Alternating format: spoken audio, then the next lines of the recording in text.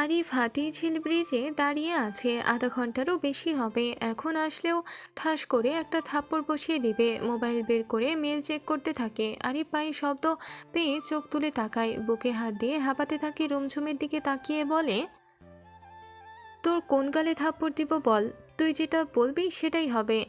আমার কি দোষ? আম্মু বেরি হতে দিচ্ছিল না? তোমাকে তো কখনোই খালামণি বের হতে দেয় না। আসলেই তো দেয় না। পরে সাদিয়ার বাসায় যাব বলে বের হয়েছি। আরিফ পকেটে মোবাইল ঢুকিয়ে ফেলে। রুমঝুম সোজা হয়ে দাঁড়িয়ে বলে, তুমি কোথায় যাবে এবার? চট্টগ্রাম। কয়দিন থাকবে? ঠিক নেই। সাবধানে থাকবে। মোবাইলে তো পাবো না বোধ হয়। তাও সময় পেলে কল দিও। আচ্ছা, সময় পেলে বড় খালামণিকে কল দিও অন্তত। খালামণি যে টেনশনে থাকে এখন। আরিফ দাঁতে দাঁত চেপে বলে, ইসরা তো সকালে কল করে আমাকে সেম কথা বলেছে, এখন তুইও বলছিস তোকে আমি বোনের মতো আলাপ করার জন্য এখন ডেকেছি? রুমঝুম হাসে। আরিফের পাশে দাঁড়ায়, তবে যথেষ্ট দূরত্ব বজায় রেখে। রেলিংয়ে হেলান দিয়ে বলে, ইসরা তাপু চলে গিয়েছে? কাল রাতে শাওন ভাই এসে নিয়ে গিয়েছে। ও, মেজাজ খারাপ করছিস রুমঝুম? ফ্যামিলির আলাপ জুড়ে দিয়েছিস কেন? রুমঝুম বুকে হাত গুজে বলে, আরিফ কি? কখনো ধরা খেলে কি হবে? কিছু একটা তো হবেই, হয় ভালো না হলে খারাপ। কেউ যদি আমাদের সম্পর্ক না মেনে নেয়। খালাতো ভাই বোন থেকে গার্লফ্রেন্ড বয়ফ্রেন্ড হয়েছিলাম, আবার গার্লফ্রেন্ড বয়ফ্রেন্ড থেকে খালাতো ভাই বোন হয়ে যাব। সমস্যা কি? আরিফের হাতে চাপড় মেরে বলে, এতটা চিল কিভাবে? আরিফ হাসে। তুমি হাসছো আর আমি টেনশনে মরি। কট খেলে কি একটা বাজে পরিস্থিতি হবে। তোমার মুখোশ খুলে যাবে। নম্রভদ্র মেয়ে যে আলাফোলা মুখ নিয়ে চলে, সে তলে তলে টেম্পো চালায়। মজা লাগছে? অবশ্যই। সবার সামনে এখন ভাইয়া ভাইয়া করো আর পরে সাইয়া সাইয়া করবে। দারুণ মজার ব্যাপারে এটা। Not funny. দেখ, আমি চাইলেই পারতাম তোর মাথায় বন্দুক ধরে তোকে ব্ল্যাকমেল করে বিয়ে করতে, থাপ্পড় মেরে কবুল বলাতেই পারতাম, কিন্তু আমি করিনি। কী সব বলছো? মাফিয়া স্টাইল আর কি? তুলে নিয়ে বলবো, হয় কবুল বল, না হলে মারা খা, না হলে আমার তোকে লাগবে না, তোর দেহ হলেই হবে। পরে তুই কাঁদতে কাঁদতে বলতি, প্লিজ ভাইয়া আমাকে, আমি আপনাকে বিয়ে করব, বিয়ে করব। তারপর তোকে বিয়ে করতাম। বন্দুক তো আমার আছেই। আমি কিন্তু সেসব করিনি। করলে জাম্প বেশ একটা ডার্ক রোম্যান্সের গল্প লেখা হয়ে যেত। তুমি এর চেয়েও বাজে কাজ করেছ। তুমি আমাকে ফুসলিয়েছ। আর তুই, তুই কি করেছিলি? রুমঝুম অন্যদিকে মুখ ঘুরিয়ে চোখ মুখ খিঁচে থাকে। এখনও অতীত নিয়ে নাড়াচাড়া দেওয়া হবে। আর এই বাঁকা হেসে বলে, এসএসসির পর পর ফেক আইডি খুলে আমাকে কে মেসেজ দিত? অন্য মেয়েদের দিকে তাকালে চোখ উঠিয়ে ফেলবো, এইসব কে বলতো? ফেক আইডি থেকে কে মেসেজ দিত? এমন বালপাক না হলে লিখতো, আপনি কি আমার কাজিনদের আপন বোনের মতো মনে করেন? আল্লাহর নামে এই মেয়ে বাসায় এলেই আমার সুন্দর সুন্দর টি শার্ট খুঁজে পাওয়া যেত না। আতর পারফিউমের কথা আর কি বলবো। গায়েব মানে পুরো গায়েব। ইচড়ে পাকা মেয়ে একটা। তোকে ফুসলানো লাগে? এত ধরা খাওয়ার জ্ঞান দিস? তখন মেসেজ দিয়েছিলি কেন? আমি স্ক্রিন নিয়ে সবাইকে দেখিয়ে কেস খাইয়ে দিলে। আমি শুধু তালে তালে তাল মিলিয়েছি বলে ফুসলানো হয়ে গেল না? তখন ওটা আবেগে করে ফেলেছিলাম, বিবেক কাজ করেনি। প্রীতম সেই সকাল থেকেই পুনমকে তেলাচ্ছে। পুনম হুহা কিছুই বলেনি। পুনমকে মানাতে কত কিছু দিবে বলে ফেলেছে। পুনম একটা কথাও কানে তুলল না। একটু পরেই পুনম নওশাদ বেরিয়ে পড়বে। নওশাদ ড্রয়িং রুমে প্রতীকের সাথে, প্রীতম পুনমের সাথে রুমে যায়।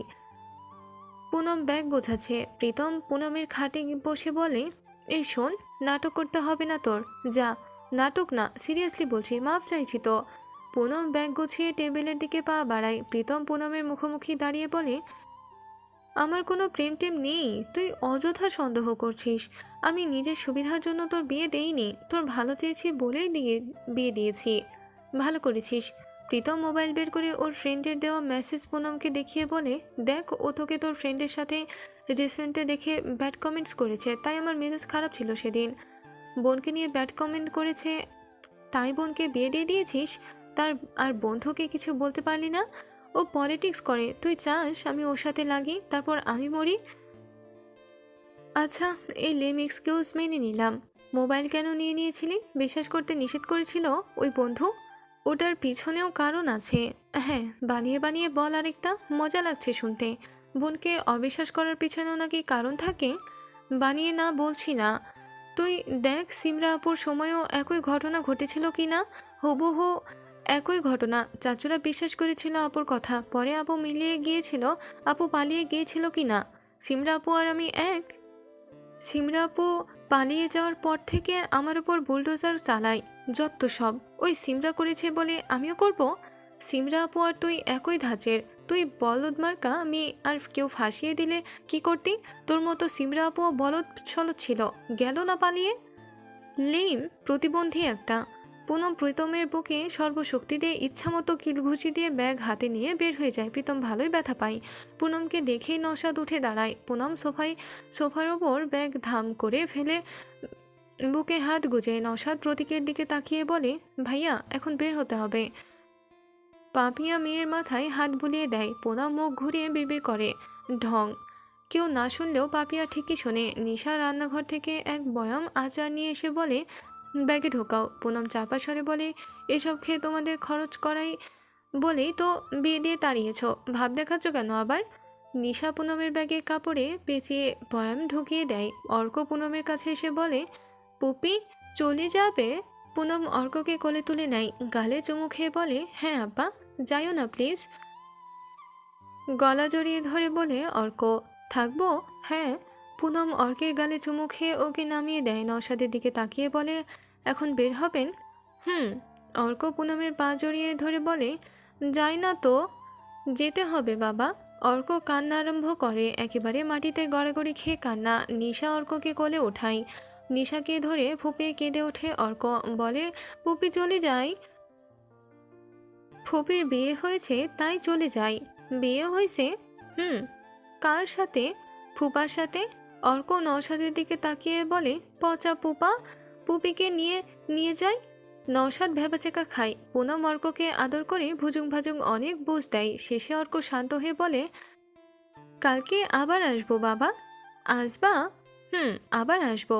আচ্ছা।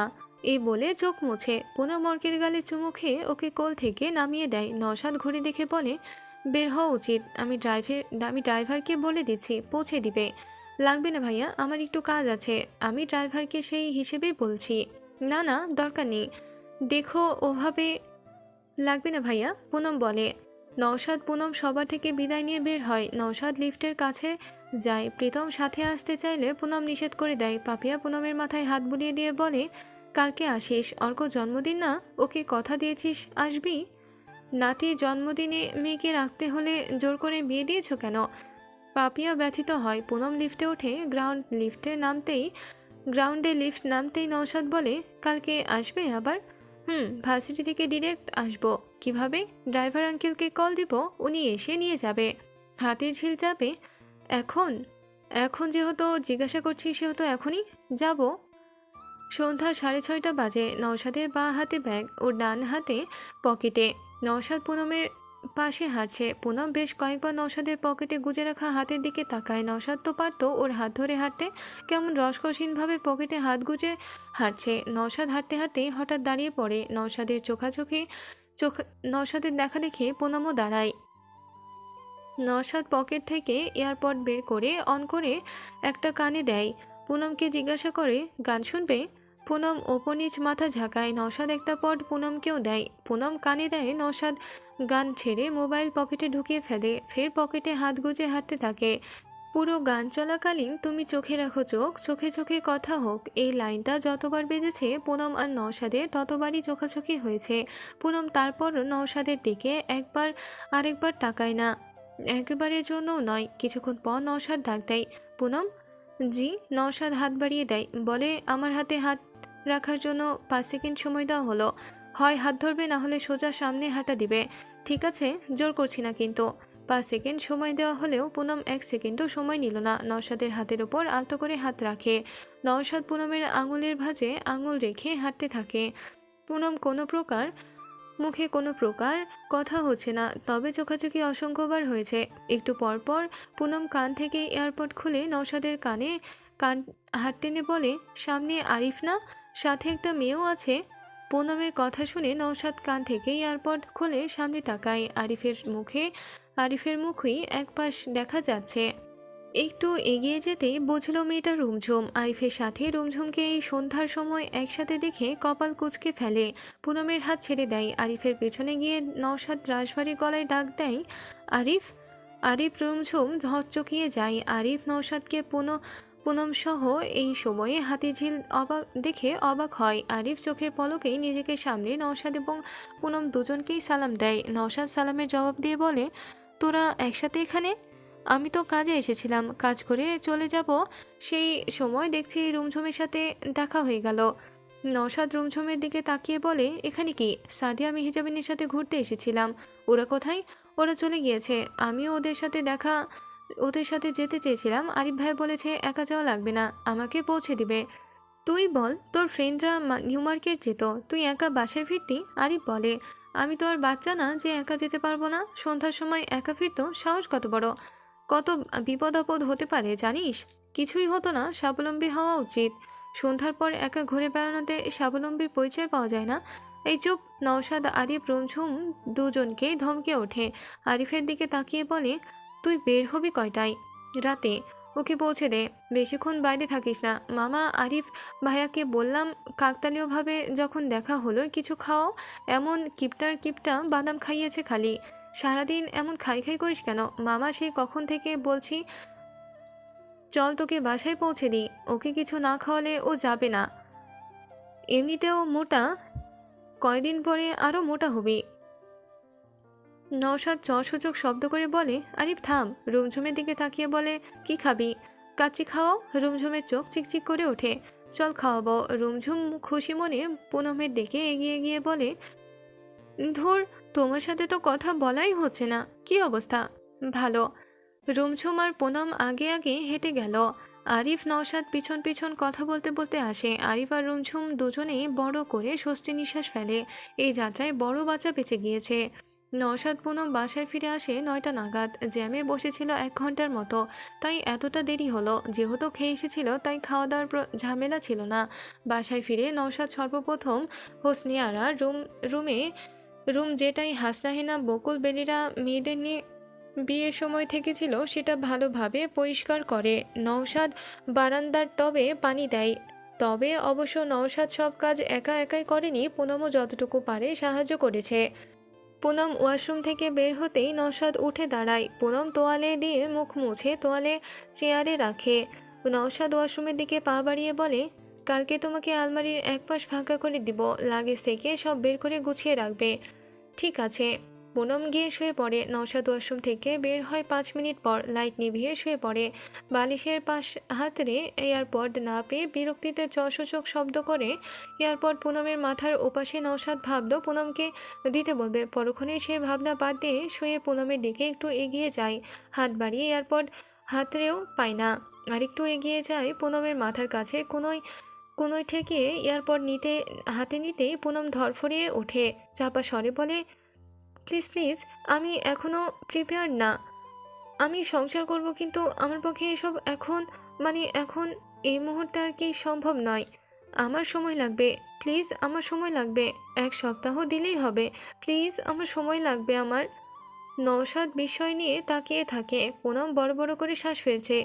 নওশাদ বেড সুইচ টিপে লাইট জ্বালায়। পুনম কাঁথা চেপে ধরে বলে, আমার সময় লাগবে, প্লিজ, সময় লাগবে আমার। একটু সময় দিলেই হবে, বেশি দিতে হবে না, একটু দিলেই হবে। নওশাদ হাতে থাকা এয়ারপড পুনমকে দেখিয়ে বলে, আমি এয়ারপড নিচ্ছিলাম, কিছু করছিলাম না। পুনম ভারী লজ্জায় পড়ে। লজ্জায় শ্বাস নিতেও ভুলে গেল যেন। নওশাদ লক্ষ্য করে পুনমের মুখ ইতিমধ্যে পুরো লাল হয়ে গিয়েছে, চোখ বড় বড় করে তাকিয়ে আছে। নওশাদ লাইট অফ করে দেয়। পুনম থম মেরে বসে থাকে।